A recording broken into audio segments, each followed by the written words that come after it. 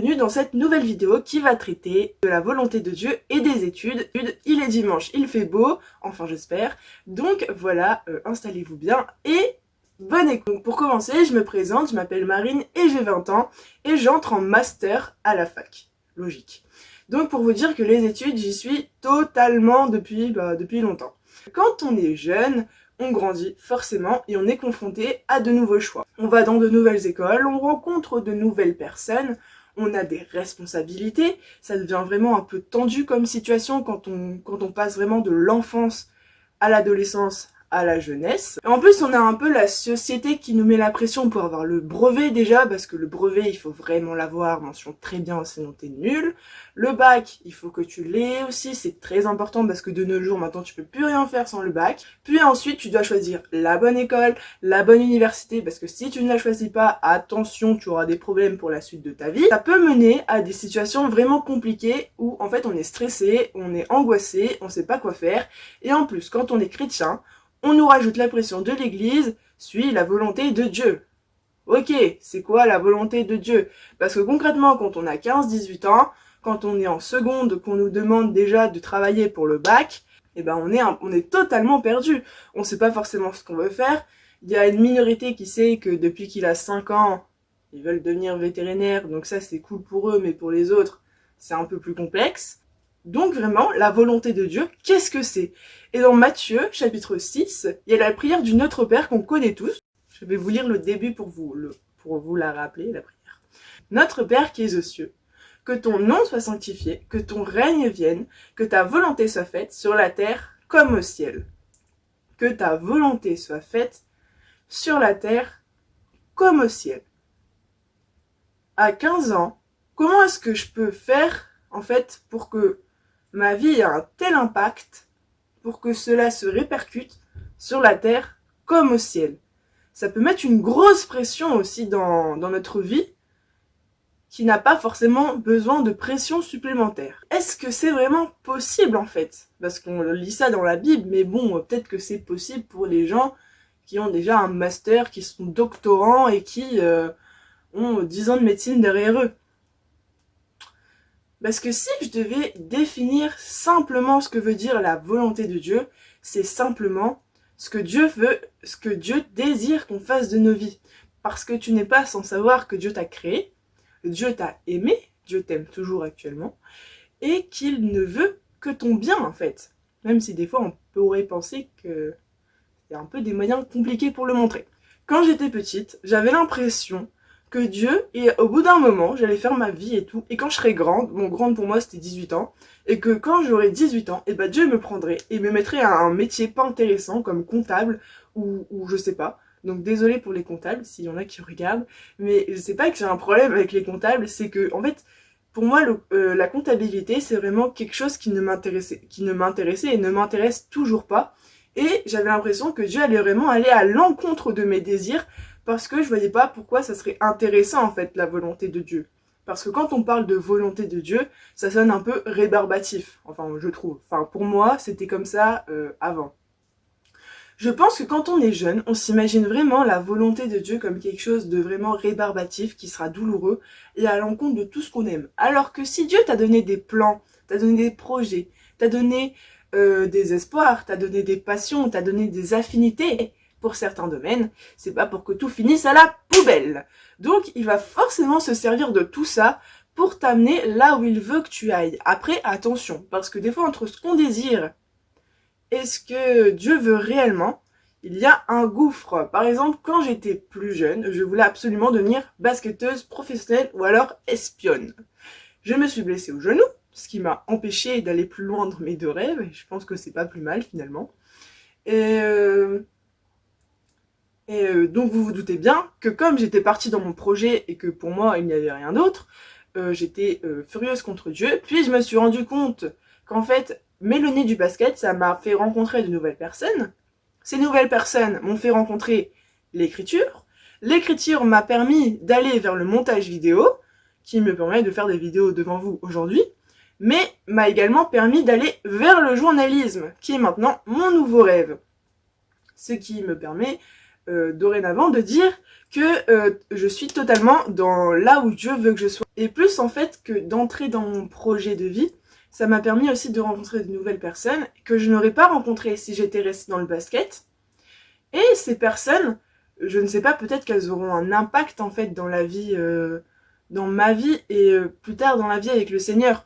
Parce qu'il faut pas oublier que ouais, on est là pour étudier, on est là pour aller loin, on est là pour boum boum, vous voyez. Mais on est surtout là pour pouvoir répandre le feu qu'il y a en nous, pour pouvoir parler de Dieu en fait aux autres, dans nos écoles, dans nos études, à nos profs, un peu partout dans la rue. Et donc je pense que c'est pour ça en fait que il n'y a pas que l'impact professionnel qui importe, mais aussi l'impact relationnel, l'impact, j'ai pas d'autres mots, mais vous voyez ce que je veux dire. Alors vous n'allez pas forcément vous casser le genou pour comprendre que vous ne vouez pas vos priorités aux bonnes choses. Mais c'est là que c'est important d'entrer en relation avec Dieu. Parce que si j'avais été plus à l'écoute de ce que Dieu désirait, j'aurais compris qu'en fait, la vie avec le basket, c'était pas pour moi, puisque tous les matchs étaient le dimanche, puisque les tournois, enfin vous voyez, que finalement, ça allait peut-être m'éloigner plus de Dieu que réellement me rapprocher de lui. Après, je dis pas que c'est pas possible, mais je dis que pour moi, c'était pas la chose à faire. Il faut vraiment qu'avec Dieu, ça soit pas un Dieu lointain, mais un ami, un père, et que vous vous sentiez écouté, que vous vous sentiez aimé. Parce que si Moïse n'avait pas eu une relation profonde avec Dieu, il aurait pu passer totalement à côté de son appel. Puisque dans l'Ancien Testament, quand on lit que Moïse était chargé d'aller en Égypte pour délivrer son peuple, et ben on se comprend qu'il y allait avoir des problèmes. Parce que Moïse bégayait, Moïse était bègue, ce qui veut dire qu'il avait du mal à s'exprimer. Donc on pourrait se demander pourquoi Dieu il a chargé Moïse d'aller libérer un peuple captif depuis quelques années déjà, alors que c'était peut-être pas sur le papier le gars avec les meilleures compétences. Mais ce que l'homme ne pouvait pas voir, c'est que Moïse avait vraiment une fougue pour le peuple, pour son peuple captif. Il avait vraiment une énergie et un amour pour lui qui dépassait tout entendement. Puis d'un point de vue, il avait aussi une foi importante envers son Seigneur. Puis, d'un point de vue technique, il avait habité avec eux durant des années, donc il savait les us et coutumes de ses habitants, et puis il connaissait la langue, il connaissait un peu tout ça, ce qui faisait finalement de Moïse le candidat idéal. Le seul problème, c'est qu'il bégayait, mais pour le créateur du souffle de vie, est-ce que c'est un problème? Pas du tout, puisque finalement il lui a donné Aaron pour être son interprète, il lui a donné Aaron pour être son interprète, et c'est à travers vraiment Moïse que l'Esprit de Dieu s'exprimait et qu'il a pu délivrer son peuple au bout de 12 plaies. Il y a de vraiment bien plus que « oh là là, les pauvres Israélites comme ça, ils vont être délivrés et comme ça, ils vont pouvoir voir la vraie vie », c'est pas ça, même si c'était très bien. D'un point de vue personnel, pour Moïse, il a vraiment pu voir une évolution dans sa foi. Puisque, vous imaginez, changer l'eau d'un canal, je vais dire, l'eau d'un fleuve en sang, c'est absolument incroyable. Et lui, il a vu beaucoup de choses qui dépasseraient même l'entendement si c'était pas écrit dans la Bible. Et pour lui, personnellement, finalement, ça a été vraiment comment dirais-je, ça a été vraiment une entrée dans un nouveau monde, dans un monde vraiment surnaturel. Et c'est là vraiment qu'il faut qu'on aille en tant que jeune chrétien, il faut vraiment qu'on rentre dans un monde surnaturel et pas fuir à l'autre bout de la planète comme Jonas. Parce que Jonas, quand Dieu lui a dit d'aller à Ninive pour sauver la ville du péché, il a fait non, c'est pas pour moi, le péché c'est eux, c'est pas moi, donc je me casse à Tarsis. Tarsis qui est à l'est, donc à l'opposé de Ninive en fait, et il voulait vraiment s'éloigner de la présence de Dieu, sauf ce qu'il ne savait pas. C'est que Dieu, on s'éloigne pas de lui comme ça en fait. Donc il a envoyé une baleine, enfin Dieu a envoyé une baleine à Jonas. Jonas est resté quelques jours dans la baleine, il s'est dit ok Seigneur, je vais sortir et je vais aller à Tarsis. Et finalement, grâce à lui, une ville a été sauvée du péché. Alors que s'il n'avait pas été, et ben voilà. Donc des fois, les projets qui nous semblent beaucoup trop ambitieux ou alors à l'encontre de ce qu'on veut, se révèlent tout le temps les plus formateurs et les plus intéressants. C'est vraiment en grandissant que ta foi va totalement prendre sa place dans ta vie. C'est vraiment dans tes études que ta foi va se manifester.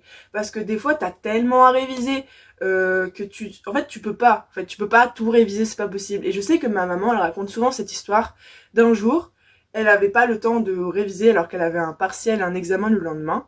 Donc, parce qu'elle était à l'église, elle était dans le groupe de louanges, il y avait groupe de jeunes, tout ça.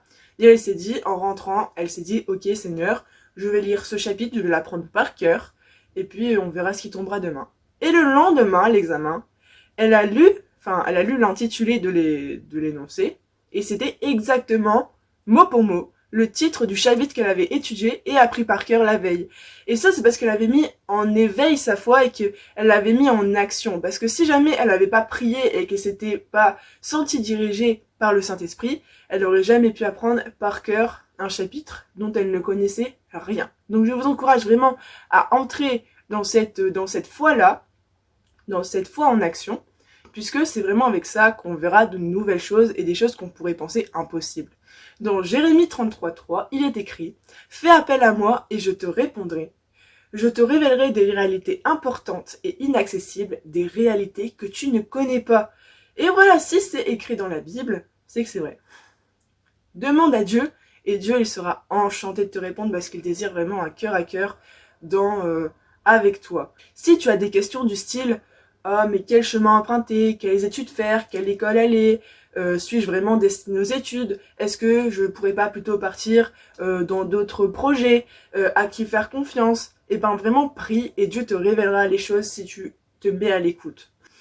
J'aimerais finir en disant que nous sommes appelés à l'excellence.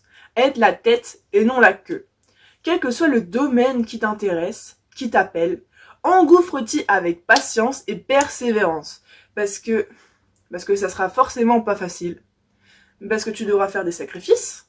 Mais si c'est vraiment l'appel que Dieu a pour ta vie, alors fonce parce que c'est forcément la bonne route et tu verras des choses et des merveilles qui t'éblouiront pour le reste de ta vie. Sois fier de qui tu es, sois fier de tes passions, sois fier de ta relation avec Dieu et approfondis-la encore et encore tous les jours en mangeant la parole. Quand je dis manger, c'est une métaphore, hein, mais vous voyez, en vraiment la lisant à fond et pour que tu puisses aller là où il faut que tu ailles, là où vraiment tu pourras tout défoncer et où tu verras vraiment l'impact que tu auras sur la terre et que tu auras donc forcément au ciel. Je vous souhaite un bon dimanche, un bon début de semaine et gardez la foi!